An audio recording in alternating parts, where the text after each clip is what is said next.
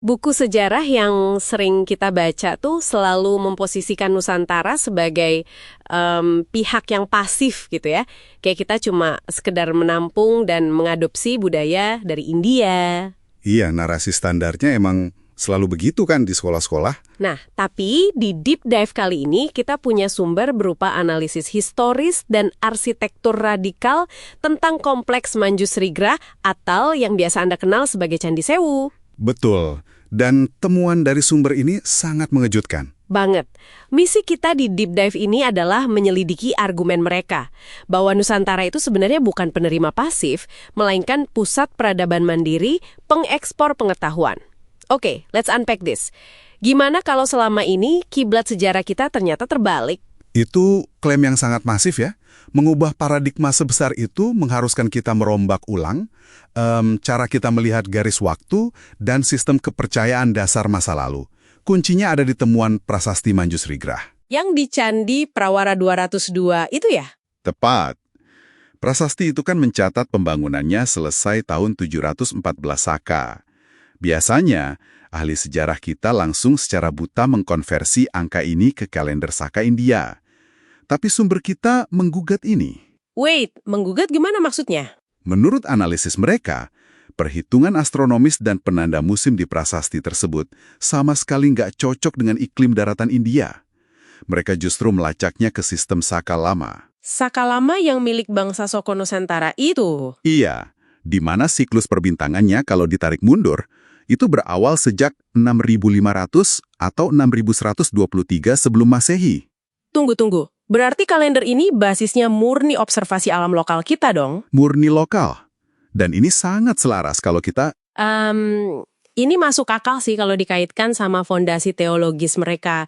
Sumber kan menyebutnya sebagai keyakinan Huoning ya, semacam teologi empiris. Benar, teologi empiris. Bagi saya ini tuh mirip kayak software open source. Jadi dibangun dari pembuktian nyata dan kearifan lokal, bukan dogma sektarian yang diunduh paksa dari luar gitu loh. Analogi yang sangat pas. Tapi adakah bukti linguistik atau historis yang jelas bahwa Nusantara yang justru mempengaruhi India, maksudnya biar klaim ini makin kuat? Nah, what's fascinating here is ada temuan spesifik di relief candi. Kata untuk surga, itu ditulis Svyarka. Oke, terus bedanya apa sama bahasa Sanskrita? Kalau kata ini murni serapan dari India, secara tata bahasa Sanskrita, dia seharusnya mengalami deklensi. Perubahan akhiran kata sesuai konteks kalimatnya. Misalnya berubah jadi Svarga. Oh, dan di relief kita nggak ada perubahan tata bahasa itu? Nggak ada sama sekali. Ketiadaan deklensi ini jadi bukti kuat kalau Swarga itu adalah kosakata akar asli Nusantara yang kemudian terbawa keluar. Wow! Fakta sejarah juga mencatat tokoh Nusantara kayak Dharmapala dan Suvarna Dipi Dharmakirti. Mereka pergi ke Universitas Nalanda di India itu justru untuk mengajarkan Dharma. Mengajar ya, bukan untuk belajar. Tepat sekali, bukan sebaliknya. Gila! Nah, karena fondasi teologisnya berevolusi secara empiris dan beda banget, berarti bentuk bangunannya juga nggak bisa disamakan dengan India, kan? Sangat nggak bisa.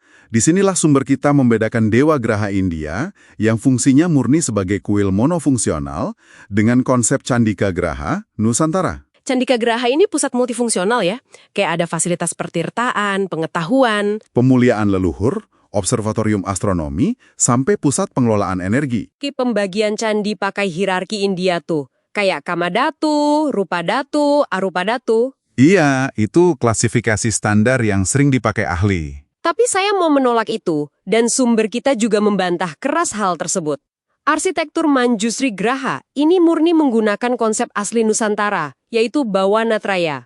Ada Bawanadrio, Bawanatria, dan Bawana Langgeng. Betul. Ke-249 bangunan di sana diatur secara presisi sebagai sistem pedagogis spasial. Ini tuh bukan sekedar susunan batu, kan? Bukan. Tata ruang ini benar-benar bertindak layaknya mesin operasional. Mari kita lihat fungsi 8 patung raksasa Dwarapala di 4 penjurunya. Dalam tradisi awal India, penjaga sebesar ini nggak dikenal.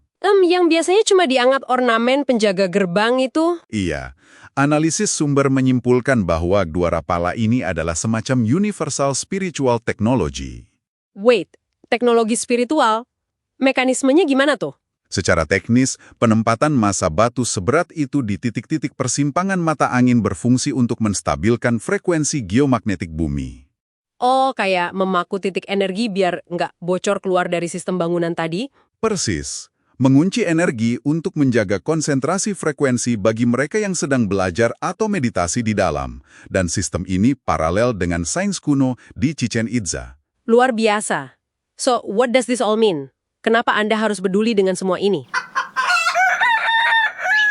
Temuan ini seharusnya menghapus rasa rendah diri kultural kita. Sangat setuju.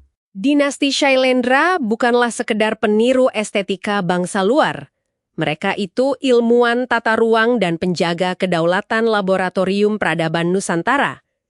Oh ya, dan penting untuk diingat, kita di sini cuma membedah apa yang disampaikan sumber ya, tanpa bermaksud mendukung narasi ideologi atau politik tertentu. Betul.